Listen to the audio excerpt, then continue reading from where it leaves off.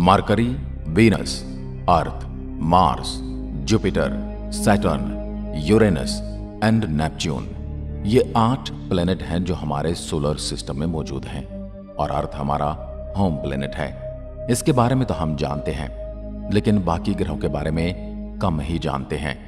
नमस्कार, मैं आपका दोस्त बजरंग प्रजापति। आज हम बात करने वाले हैं हमारे सौर सिस्टम के प्लेनेट के बारे में।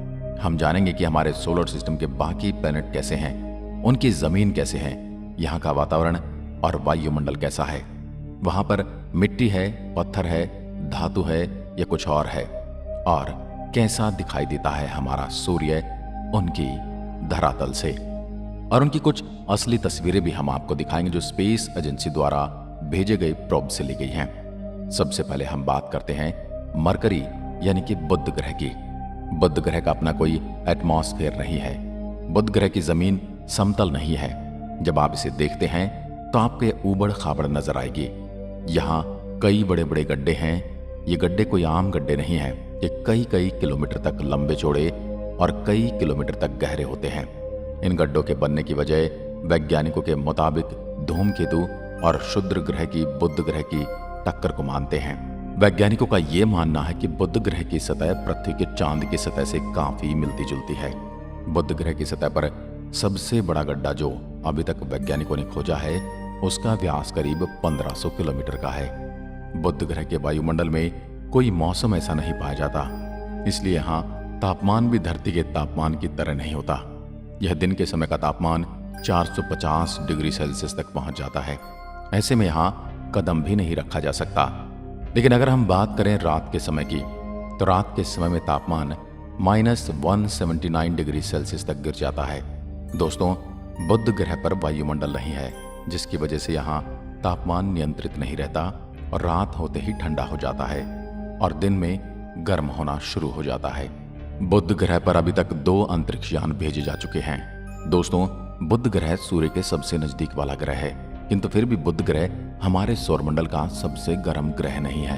तो चलिए अब बात कर लेते हैं दूसरे ग्रह की, जो बुध के बाद सूर्य के सबसे निकट आता है, और यह वीनस यानी शुक्र ग्रह। और यही वो ग्रह है जिसे सौरमंडल का सबसे गर्म प्लेनेट कहा जाता है।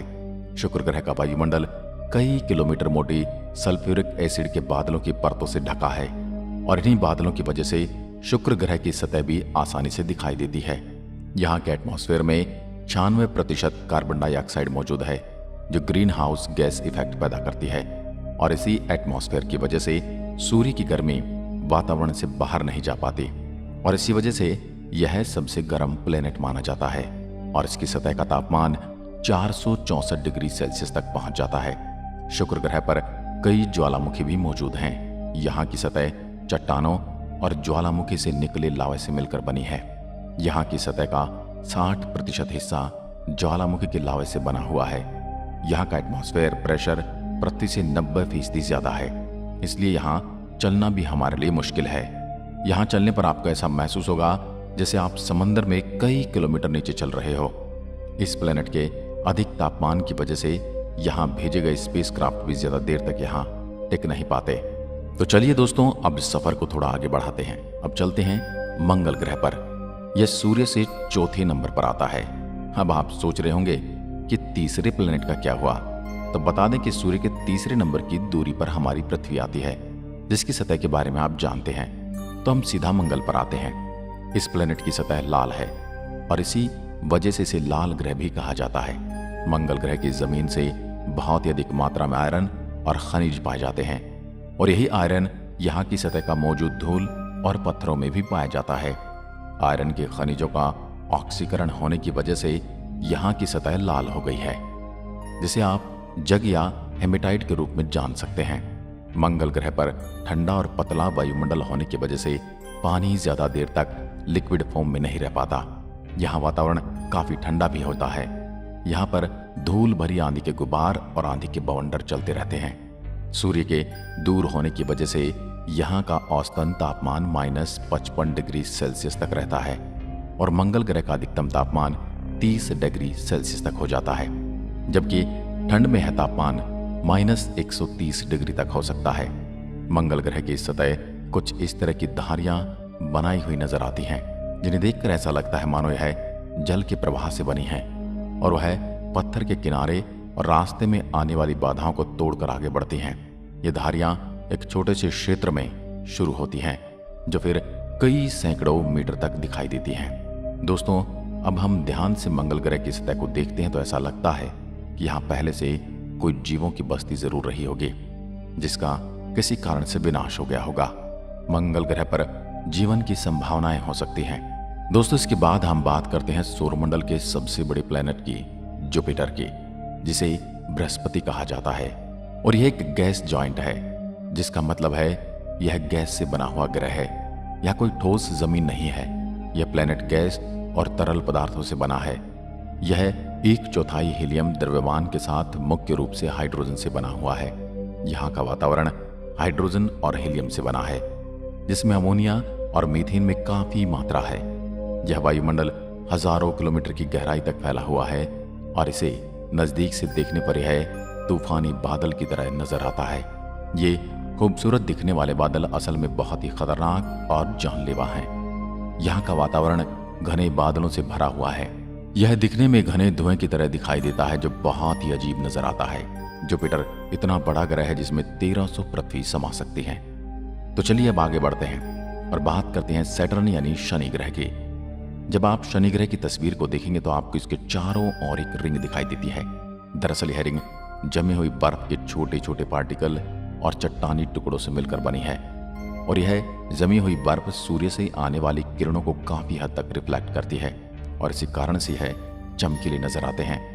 यह प्लेनेट भी एक गैस जाइंट है, जिसमें हाइड्रोजन और हीलियम गैस की मात्रा ज्यादा है। शनि ग्रह का वायुमंडल 96% मॉलिक्यूलर हाइड्रोजन, 3.25% हीलियम से बना है और बाकी का अमोनिया, असिटिलन, इथेन, प्रोपेन और मीथेन से मिलकर बना है। यह वायुमंडल बहुत ही तेज हवा पैदा करता है, जिसकी रफ्तार 2000 किलोमीटर प्रति घंटा होती है।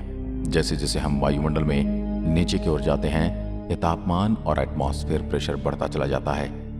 यहाँ भी कोई ठोस जमीन नहीं है। यह प्लेनेट पूरा का पूरा गैस से निर्मित है और हम इस ग्रह पर लैंड नहीं कर सकते।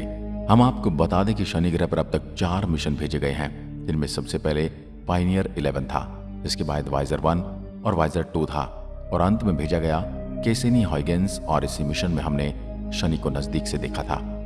चलिए अब बात करते हैं अगले प्लेनेट की। अब बारी आती है यूरेनस की, यानी अरुण ग्रह, और यह भी एक गैस का गोला है। यूरेनस पर कोई भी ठोस सतह नहीं है और वाइजर 2 एक ही ऐसा मिशन है जो यूरेनस पर भेजा गया है। दोस्तों, यूरेनस और नेपच्यून की बात करें तो यह जुपिटर और सैटर्न के मुकाबले बर्फ की मात्रा अधिक है। बर्फ के अलावा यहाँ अमोनिया और मीथेन गैस की बर्फ भी मौजूद है और इसी वजह से इन्हें बर्फीले गैसीय ग्रह भी कहा जाता है। यूरेनस के एटमॉस्फेयर में 83% हाइड्रोजन, 15% हीलियम और 2% मीथेन गैस मौजूद है। यूरेनस का वायुमंडल बाकी सभी प्लैनेट से काफी ज्यादा ठंडा है। यहाँ का औसत तापमान -224 डिग्री सेल्सियस है। मीथेन गैस सूर्य से आने वाली सभी लाल किरणों को अवशोषित कर नीले रंग को दर्शाता है और यह प्लैनेट नीला दिखाई देता है। अब बारी आती है सौरमंडल के अंतिम ग्रह यानी नेपच्यून की। दोस्तों, इस प्लैनेट के आसपास भी रिंग है। अब तक इस प्लैनेट के 5 रिंग की खोज हो चुकी है, लेकिन नेपच्यून की रिंग सैटर्न की रिंग की तरह चमकीली नहीं है। ये रिंग धुंधली और काफी पतली भी है। और दोस्तों, आपको बता दें कि वॉयेजर 2 एकमात्र मिशन है जो नेपच्यून पर भेजा गया है। यहाँ का वायुमंडल 72% हाइड्रोजन, 25% हीलियम और 1% मीथेन से मिलकर बना हुआ है। यह बर्फीले बादल, यहाँ का औसत तापमान -214 डिग्री सेल्सियस है। यह नीला ग्रह दिखने में काफी सुंदर दिखाई देता है। दोस्तों, आज के वीडियो में बस इतना ही। अगर वीडियो पसंद आया हो तो लाइक कीजिए और ऐसी वीडियो देखने के लिए हमारे चैनल को अभी सब्सक्राइब जरूर करें। धन्यवाद।